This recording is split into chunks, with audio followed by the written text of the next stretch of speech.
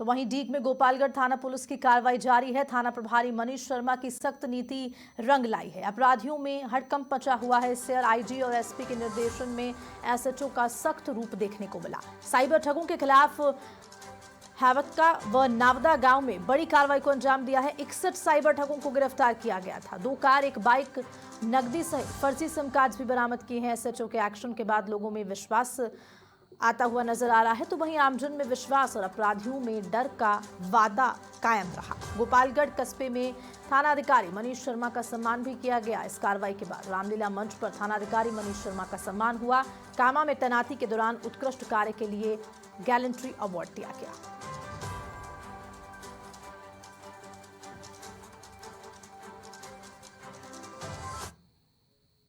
जिले को डिवाइड कर अब डीग जिला बना दिया है। भरतपुर जिला पहले पूर्वी सिंह द्वार कहलाता था।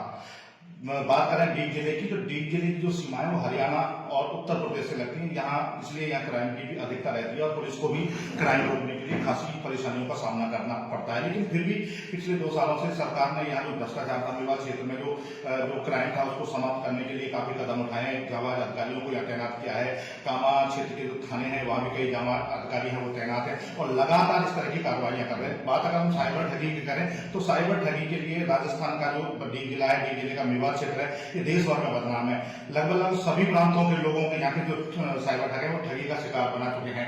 इसी साइबर ठगी को रोकने के लिए जो राजस्थान की पुलिस है, डीग जिले की पुलिस है, भरतपुर रेंज के अधिकारियों ने एक ऑपरेशन चलाया था जिसको नाम दिया गया था ऑपरेशन एंटीवायरस। उस ऑपरेशन एंटीवायरस के अंतर्गत हजारों जो साइबर ठग है उनको अभी तक 1.25 लाख के पीछे पहुंचाया जा चुका है। हजारों फर्जी सिम बरामद की जा चुकी है, हजारों मोबाइल भी बरामद किए जाते हैं। आज भी जो गोपालगढ़ थाना है, मेवात क्षेत्र का कामा सर्किल का, पहाड़ी सर्किल का जो गोपालगढ़ थाना, वहां जो थानाधिकारी मनीष शर्मा, उन्होंने जो यहाँ कामा के जो एडिशनल एसपी महेश शर्मा उनके निर्देशन में एक बड़ी कार्रवाई को अंजाम दिया है। गोपालगढ़ थाना क्षेत्र के गांव हैवतका और नवादा में बड़ी कार्रवाई करते हुए 48 साइबर ठगों को गिरफ्तार किया है।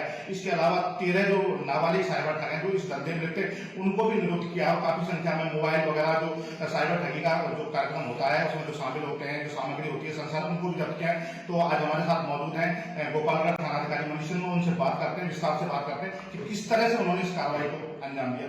समाचार प्रेस की ओर से आपका बहुत बहुत आभार। तो इस तरह की कार्रवाइयों को आपने अंजाम दिया, किस तरह से ये जो कार्रवाई है जो रात को हुई है हैवतका में और नवादा में आप अंजाम दिया गया है?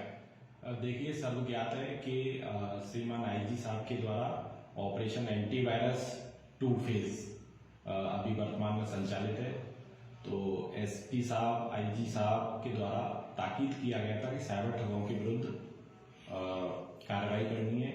इसी के क्रम में कल हमने हमारे पूरे सेक्टर की टीम ने और हमने साइबर ठगों के संबंध में आसूचना संकलित की और 3 कार्रवाइयों को हमने अंजाम दिया है। विभिन्न जगहों पे 3 विभिन्न जगहों पे साइबर ठगों को पकड़ा है।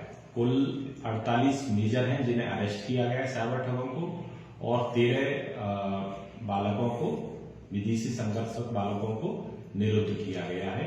इनमें से 66 वो सिम हैं जिनके द्वारा ये साइबर अपराध कारित करते हैं। ये सिम इनके खुद के नाम से नहीं होती है। एक तो बाहर के लोगों के खुद की आइडेंटिटी यूज नहीं करते हैं, बाहर के लोगों की आइडेंटिटी यूज करके सिम जारी करा के और फिर ये उनसे साइबर अपराध कारित करते हैं। इनसे एटीएम बरामद किए हमने 22, एक स्वैप मशीन भी है HDFC बैंक की, और चेकबुक भी है, पासबुक भी है, और मोबाइल है। मोबाइल में साइबर ठगी करने के संबंध में साक्ष्य मौजूद है जिनके संबंध में भी पैरेलल में अनुसंधान जारी है। प्रथम दृष्टया ये सामने वाले को, भोले वाले लोगों को निशाना बनाते हैं। किसी को फर्नीचर बेचने के बहाने, किसी को होटल में रूम बुक कराने के बहाने से, किसी को गरीबों की सहायता करने के लिए आर्थिक राशि उपलब्ध कराई जाएगी, उसके लिए रजिस्ट्रेशन कराने के लिए एवज में राशि वसूल कर लेते हैं। इस तरह से ये साइबर ठगी का अपराध कारित कर रहे हैं और लगातार ये कार्रवाई उच्चाधिकारियों के आदेशानुसार जारी रहेंगी और साइबर ठगों को इसी प्रकार से ताबड़तोड़ कार्रवाई करते हुए सलाखों के पीछे भेजने के लिए हम कटिबद्ध हैं। बात कर रहे हैं कार्रवाई की, तो जब कार्रवाई पुलिस करती है तो निश्चित रूप से जो गिरोह होते हैं, जो साइबर ठगी के गिरोह होते हैं, गिरोह बनाकर ठगी करते हैं, कभी कभी पुलिस को परेशानियों का भी सामना करना पड़ता है। ये लोग कभी कभी पुलिस पर हमला भी करते हैं। तो इतनी बड़ी जो कार्रवाई है इसके लिए पुलिस ने क्या तैयारियां की थी, कितनी टीमें थी, कितने पुलिसकर्मी शामिल थे? देखिए निश्चित रूप से यहाँ पर चैलेंजिंग है क्योंकि बहुसंख्या में होते हुए और साइबर ठग एकजुट होके और पुलिस का सामना करने का प्रयास करते हैं, लेकिन विगत 1 साल से लगातार कार्रवाई हो रही है, तो साइबर ठग और अपराधियों का साहस बिल्कुल निचले स्तर पर है। बात करें साइबर ठगी की, साइबर ठगी में पुलिस ने जो ऑपरेशन एंटीवायरस चला रखा है, जो अवैध खनन है उसके लिए पुलिस ने ऑपरेशन अरावली चला रखा है, और जो गौ हत्या है या गौ तस्करी उसके लिए पुलिस ने ऑपरेशन नंदी प्रहार चला रहा है। तो जो जैसा मेवात क्षेत्र है, यहाँ आए दिन जो सोशल मीडिया पे अवैध हत्यारों के साथ वीडियो भी वायरल होते रहते हैं, उनके बारे में पुलिस ने कोई विशेष अभियान चलाया, किस तरह की कार्रवाई की जा रही है? हाँ, अभी हमारे पुलिस मुख्यालय जयपुर से भी एक आर्म्स एक्ट के विरुद्ध कार्रवाई करने के लिए अभियान संचालित हुआ था, जिसमें आईजी साहब और एसपी साहब ने भी निर्देश प्रदान किए कि जिन लोगों के द्वारा अपने कब्जे में अवैध हथियार रखा जाता है या फिर लड़ाई झगड़ों में प्रयुक्त किया जाता है, उनमें हथियार रिकवर किया जाए, उनके विरुद्ध आयुध अधिनियम के अंतर्गत कार्रवाई की जाए। तो इसी के क्रम में पूरे जिले में कार्रवाई हुई है और रिकवरी भी हुई है।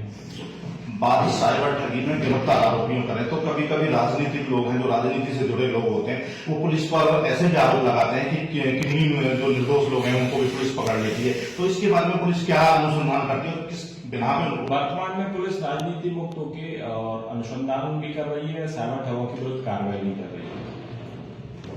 डी जिले से रवि कुमार, समाचार प्लस, राजस्थान।